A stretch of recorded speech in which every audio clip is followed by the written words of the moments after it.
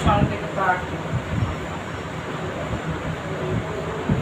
যার উপর ক্রুদ্ধ হয়েছ আগে তাকে আলিঙ্গন করো, নিজ বাটিতে ভোজনের নিমন্ত্রণ করো, ডালা পাঠাও এবং হৃদয় খুলে বাক্যালাপ না করা পর্যন্ত অনুতাপের সহিত তার মঙ্গলের জন্য পরপিতার কাছে প্রার্থনা করো। কেননা বিদ্বেষের এই ক্রমে তুমি সংকীর্ণ হয়ে পড়বে আর সংকীর্ণতায় পাপ। যদি কেহ তোমার কখনো অন্যায় করে আর একান্তই তার প্রতিশোধ নিতে হয়, তবে তুমি তার সঙ্গে এমন ব্যবহার করো যাতে সে অনুতপ্ত হয়।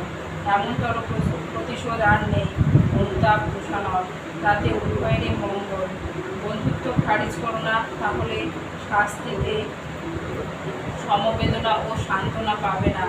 তোমার বন্ধু যদি অসৎ হয় তাকে ত্যাগ করো না, বরং প্রয়োজন হলে তার সঙ্গ বন্ধ করো, কিন্তু অন্তরে শ্রদ্ধা রেখে বিপদে আপদে কায়মনোবাক্যে সাহায্য করো আর অনুতপ্ত হলে আলিঙ্গন করো।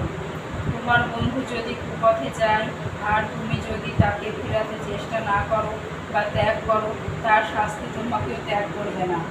বন্ধুর উৎসা রটিও না বা কোনো প্রকারে অন্যের কাছে নিন্দা করো না, কিন্তু তাই বলে তার নিকট তার কোনো মন্দের প্রশ্রয় দিও না। বন্ধুর নিকট উদ্ধত হও না, কিন্তু প্রেমের সহিত অভিমানে তাকে শাসন করো। বন্ধুর নিকট কিছু প্রত্যাশা